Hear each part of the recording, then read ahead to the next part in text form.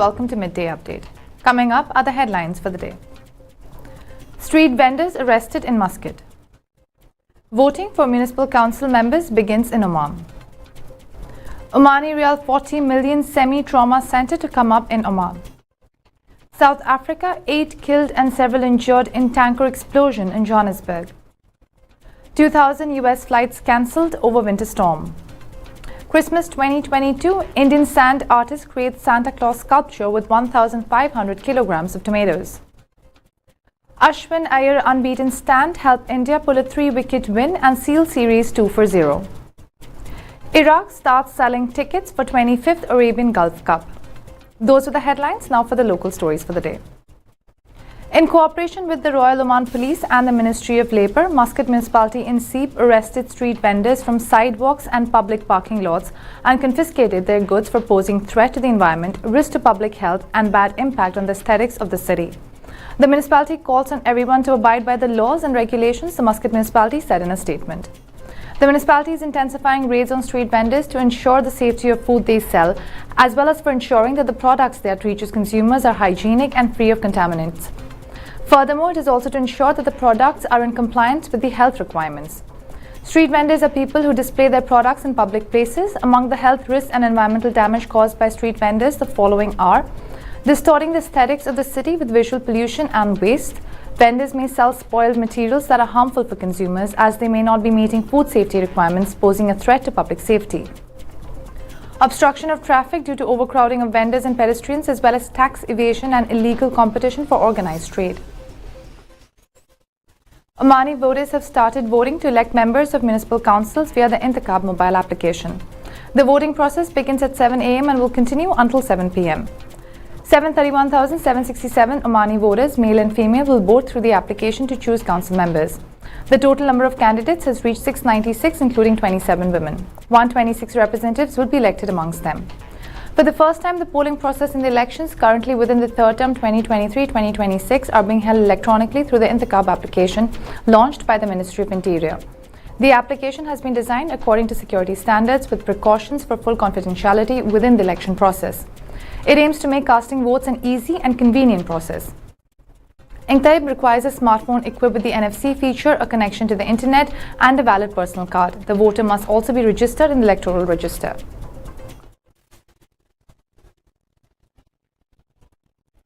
Plans are being firmed up for the establishment of Oman's first ever private-led spine and orthopedic hospital and rehabilitation center, Semi-Trauma Center, a key founder and promoter has revealed to Times of Oman. Insurance industry stalwart and anchor investor Murtada Al-Jamalani, who is former chairman of the Insurance and Finance Committee of Oman Chamber of Commerce and Industry, said the state-of-the-art facility will be set up in the Madz al-Sugra, Wilayat of Saham in North Batana Governorate, with an estimated investment of Omani Riyal 40 million or $100 million US. The proposed partner for the Semi-Trauma Center will be Vamid Group, the Austria-based integrated global provider of healthcare solutions. The proposed venture will represent a significant boost to the government's goal to tap private investment in the country's healthcare sector with a view to easing the heavy burden currently being shouldered by public health services. In the field of trauma care, an outsized burden currently falls on Khola Hospital, the nation's only national trauma care center in Governorate Muscat. According to Jamlani, a license to set up and operate a modern, well-equipped semi-trauma care facility specializing in the treatment and rehabilitation of orthopedic and spinal injuries initial application request has already been registered at the Ministry of Health. At the same time, the promoters are exploring the potential to develop the project on a public-private partnership basis in line with the government's Oman Vision 2040 strategy to enlist the support of the private sector in the funding of key infrastructure and civil services. The facility, when operational, will also go a long way in meeting the needs of trauma care in a country that continues to record a relatively high incidence of severe traffic accidents. Those are the local stories. We'll take a short break and we'll be back with international news. Stay tuned.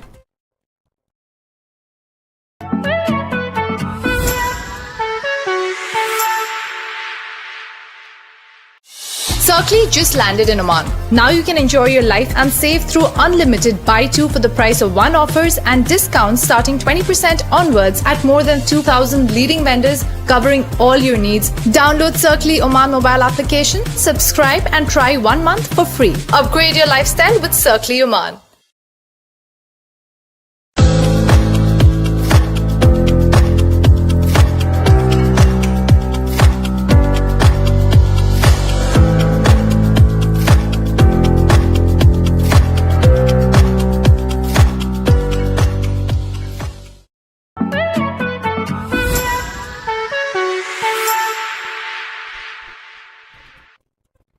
Welcome back to Midday Update. Now for the international stories. A gas tanker apparently stuck under a bridge exploded in Johannesburg on Saturday, killing 8 people, injuring several people and damaging nearby buildings, sources reported, citing emergency services. The blast damaged the roof of the emergency department at the Tambo Memorial Hospital and destroyed 2 houses and several cars and injured bystanders. The tanker caught fire while under a low bridge, emergency services spokesperson William Nitladi said. 6 firefighters from Boksburg Central Fire Station were called to the bridge to help. While doing the fire suppression, there was an explosion that took place, Nitladi added. He added that a fire engine and 2 motor vehicles were destroyed by the blast. The injured were transported to the nearby Tambo Memorial Hospital, but its efforts to treat the injured were hampered by damage to its roof. A video on Twitter from inside the hospital showed a chaotic scene with people running for cover. We can confirm that a roof section of the hospital casualty department has collapsed, added Nitladi. Over 2,000 US flights were cancelled by various airlines across the world on Saturday morning following a massive winter storm that snarled airport operations around the United States and frustrated thousands of holiday travelers, according to sources.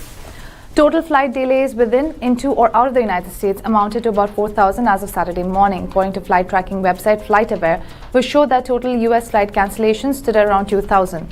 The flight cancellations on Saturday morning included over 450 from Southwest Airlines and nearly 400 from Delta Airlines Corporation. The flight disruptions came as an Arctic blast gripped much of the United States on Saturday, causing power outages and car wrecks. Plummeting temperatures were predicted to bring the coldest Christmas Eve on record to several cities from Pennsylvania to Georgia. A massive winter storm battered the US on Friday with frigid temperatures, high winds and heavy snow, leaving at least 9 people dead, knocking out power to over 1 million customers and wrecking holiday plans from coast to coast, sources reported. All modes of travel, planes, trains and automobiles were being disrupted. There were hundreds of miles of road closures and flight cancellations were growing rapidly. In New York, flooding along the Long Island Railroad forced part of the Long Beach branch temporarily shut down. As bone-chilling air continues to grip the US this holiday weekend, the storm still is pummeling parts of the upper Midwest and interior Northeast with heavy snow and blizzard conditions. From the plains and the Midwest to Northeast and Mid-Atlantic and even in parts of the Southeast, wind chills after the sun rose Saturday morning were below zero, according to the National Weather Service.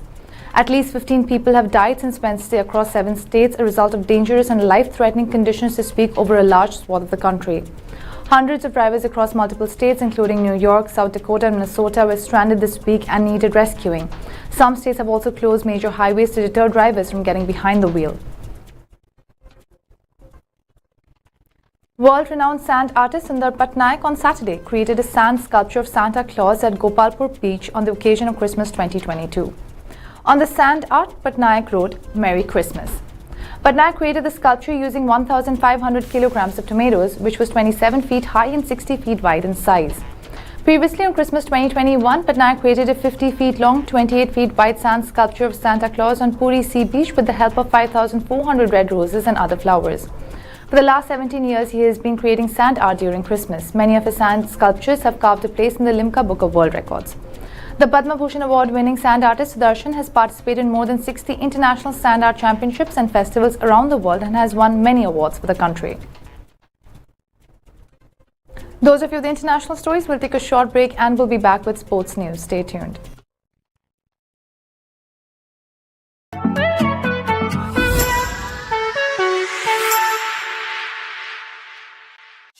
Circly just landed in Oman. Now you can enjoy your life and save through unlimited buy 2 for the price of 1 offers and discounts starting 20% onwards at more than 2,000 leading vendors covering all your needs. Download Circly Oman mobile application, subscribe and try 1 month for free. Upgrade your lifestyle with Circly Oman.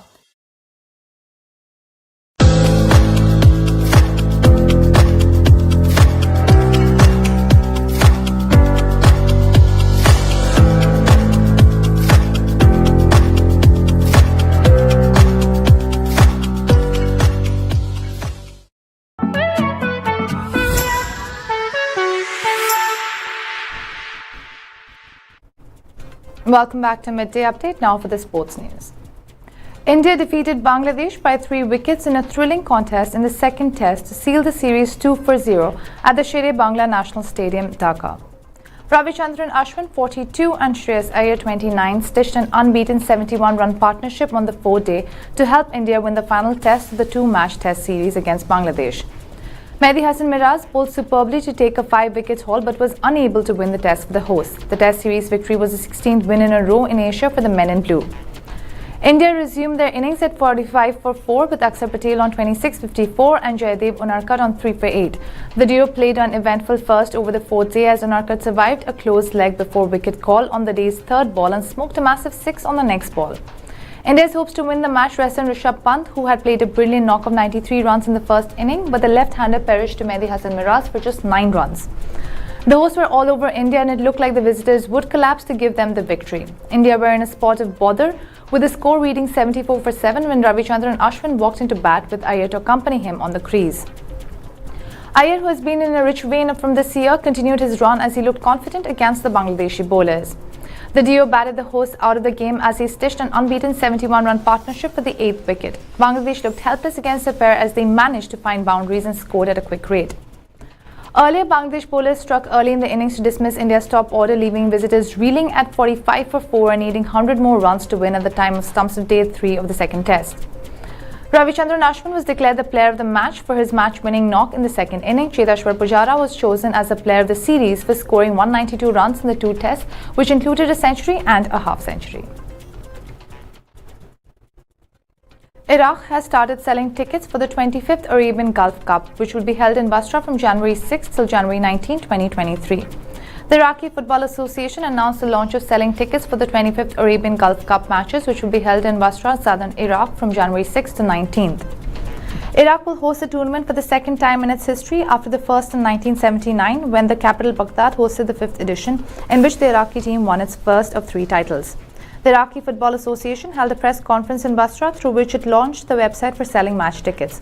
The organizing committee for the 25th Gulf Championship has allocated 5 outlets to sell match tickets directly in Basra.